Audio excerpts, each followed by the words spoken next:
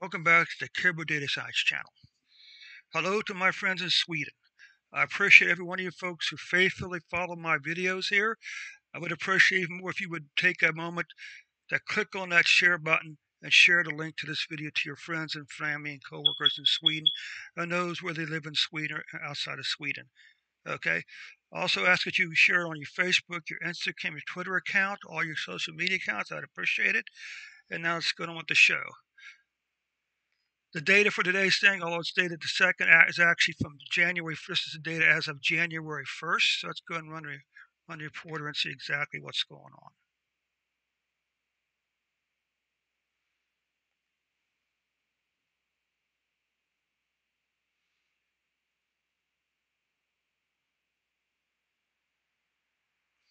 Okay,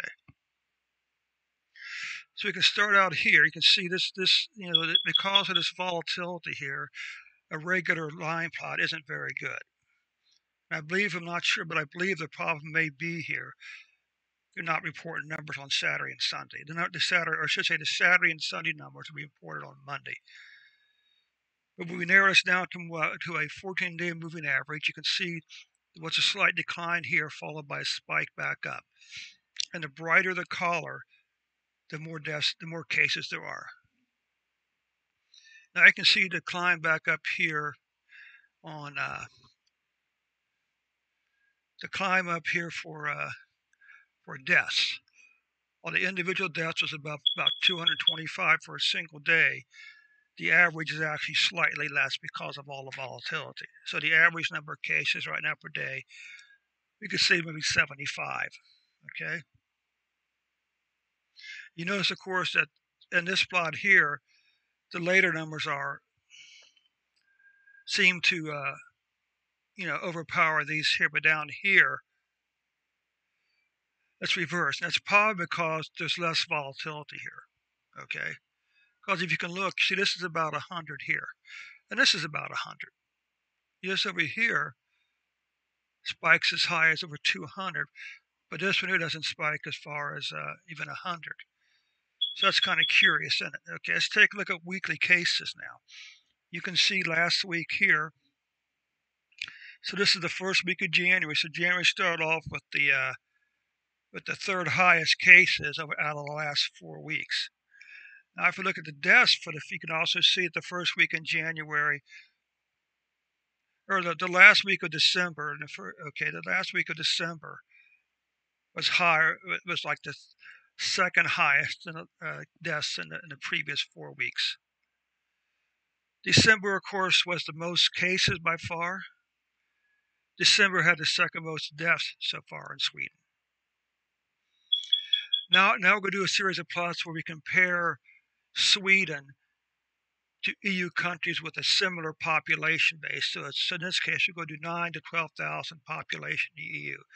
And these are those 5 countries. You can see Sweden, unfortunately, is the second most cases so far. All right. This breaks out these cases by day, roughly, for these 6 countries. I want you to notice so that this y-axis label vary from country to country. Okay, so but nonetheless we can still get a picture of. In some ways, Sweden had the fewest cases because your spike began much later in all these other cases. Okay, deaths. You can see that once again, Sweden's cases in some respects don't look nearly as bad as some of these other countries here. All right. Because once again, there's a lot that the declines began a lot sooner and stayed up a lot higher in these countries than it did in Sweden. Now let's look at the cumulative numbers for this. So this is the cumulative number of cases total so far. So that puts the total number of cases at around maybe 450,000 so far cases. Okay.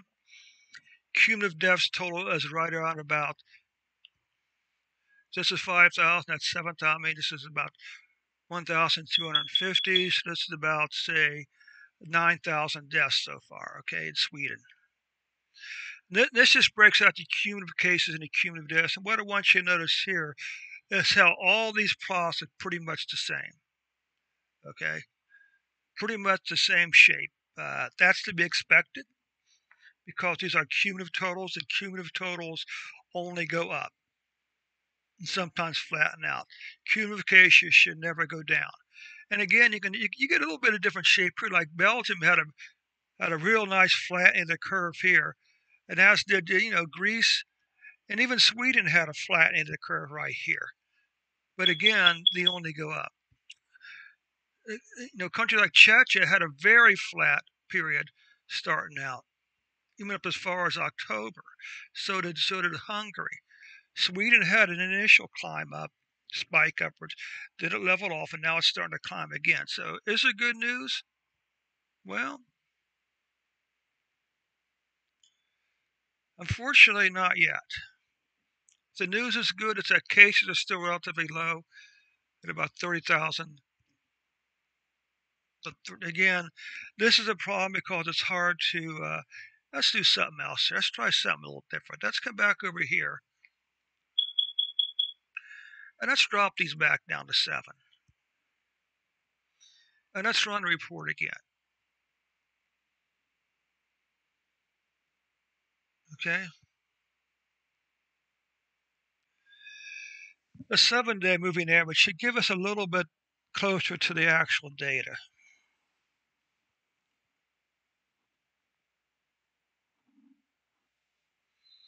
Let's do one more thing.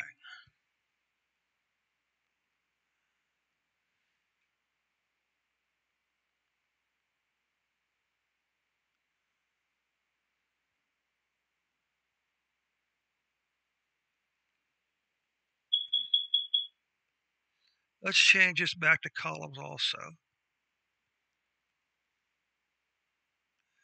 And change this to, all right, so let's try this now. I'm switching back to a 7-day moving average. That should give us a little closer fitted curve. As you can see on a daily basis, see like this, the hair spiked over 30,000 cases, but then it fell back down to 1,000 cases. My guess is this is probably has something to do with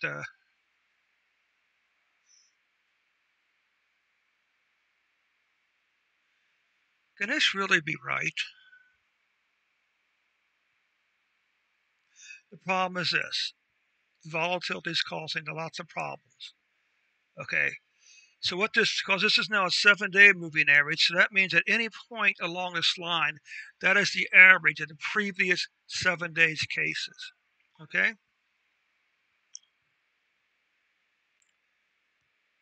you can see it right here again.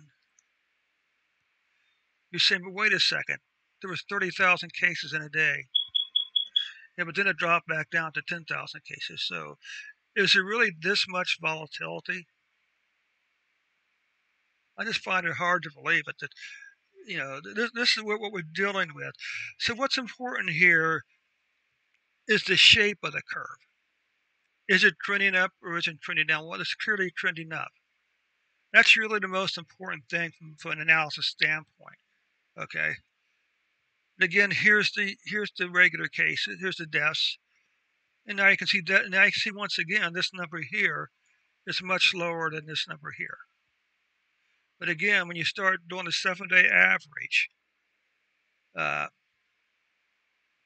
mean, I'm not sure how else to handle this volatility. I mean, it's obviously has something to do with Sweden's reporting cycle. All right, so this represents the 7-day average again. Let's change this over here. Let's change the script to 7.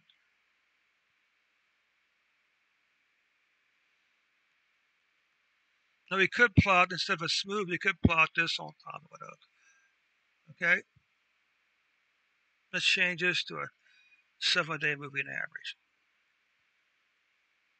All right. Now the question is, so let's run this here again, one at a piece at a time.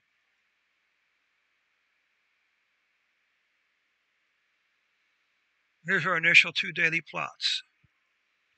there's a straight plot, but look at this. Why all of a sudden is this sunny spike? Well, it's obviously a reporting cycle issue. They're obviously not reporting days.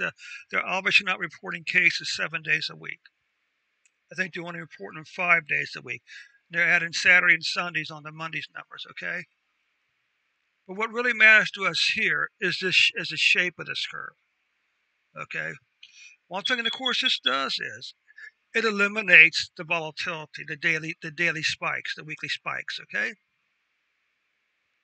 So you can see that right here. This is what really matters.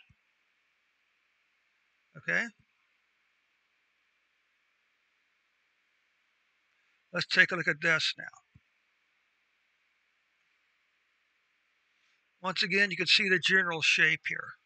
This is about a 200. Okay. This is close to 100 deaths on average per day. Now it's down below 75. But again, what matters is the shape of the curve, the trend of the line. Okay. Let's take a look at the weekly numbers now.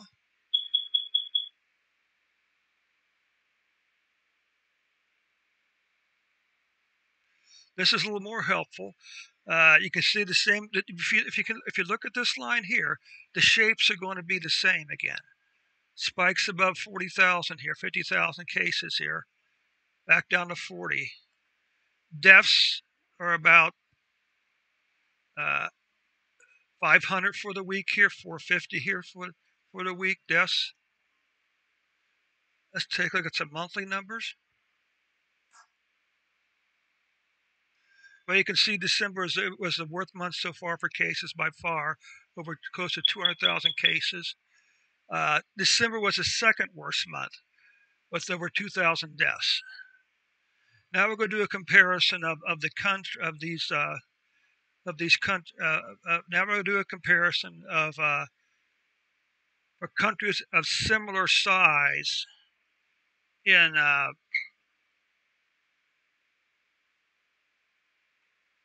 let's do something a little funky here, shall we?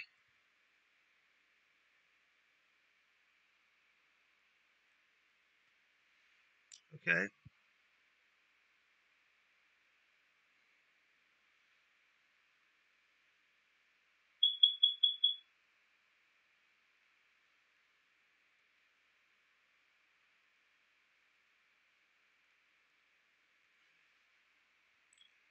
This eliminates rows that have missing values in it. Okay, so we're going to compare Sweden now, cases and deaths, to countries of a similar size in the EU. In this case, 9 to 12 million, population of 9 to 12 million, and this is those 6 countries, including Sweden.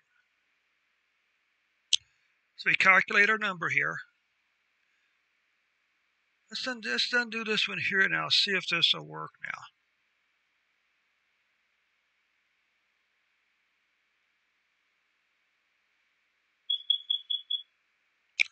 So this is EU totals. And now we got this, and now this should work.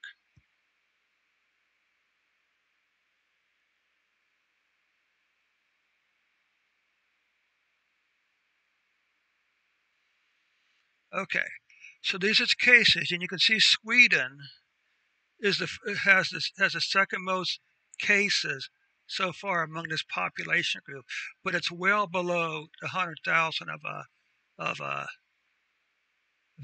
Czechia. Let's see if the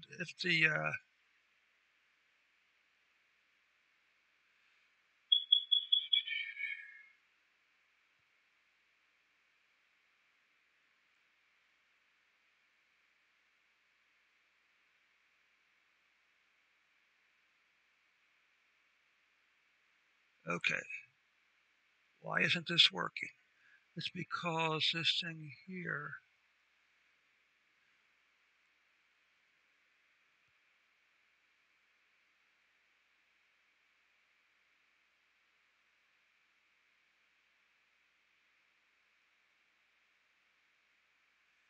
Let's see if this will work now.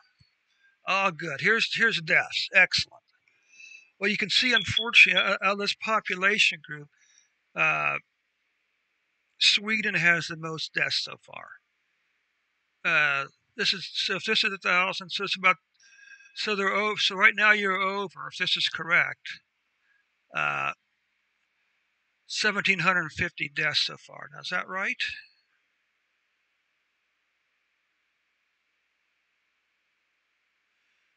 Good. Well, I'm glad I got this edition report to work for you folks now. Okay.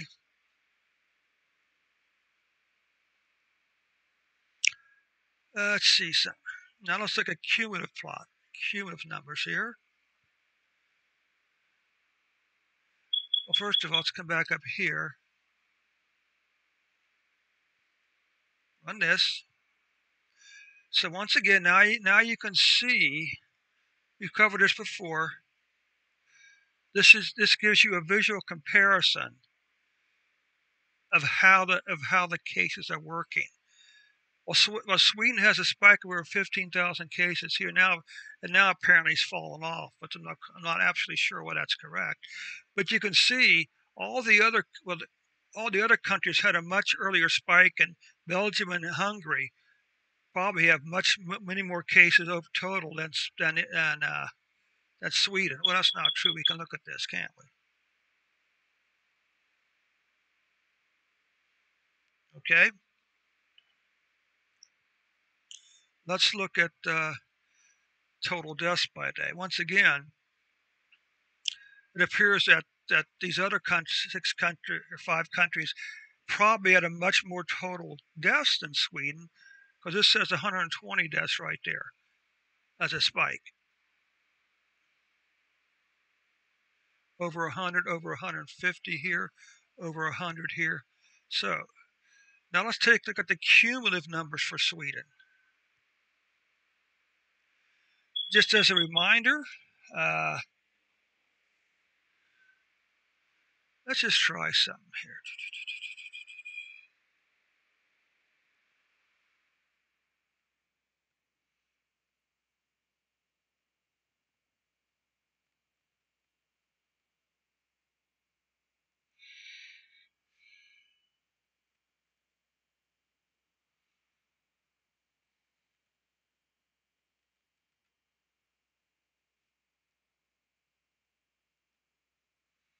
Oops.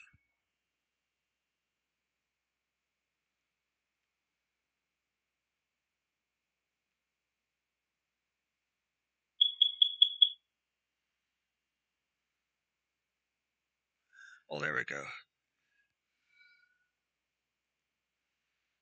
Let's run these again here. Okay. So how do I format these numbers like over here? But you can see over here, your cases are over 400,000, approaching maybe 450,000 cases so far in Sweden total.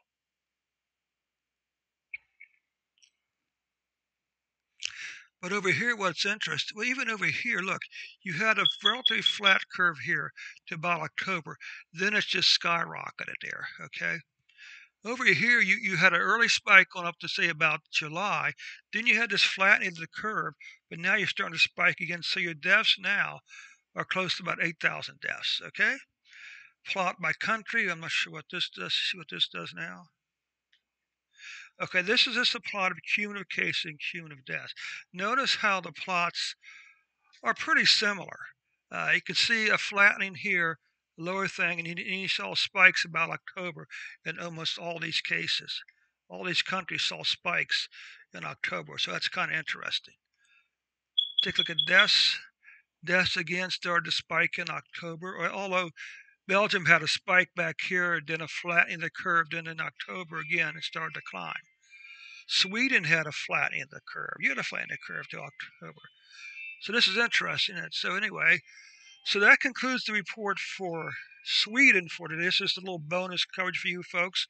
And, by the way, again, I appreciate all 8 or 10 or 12 people who view this video every week. I'd appreciate it, one, if you click the like button, and two, if you would share this report with your friends, your family, your coworkers. Share it on your Facebook account, share it on your Twitter account, share it on your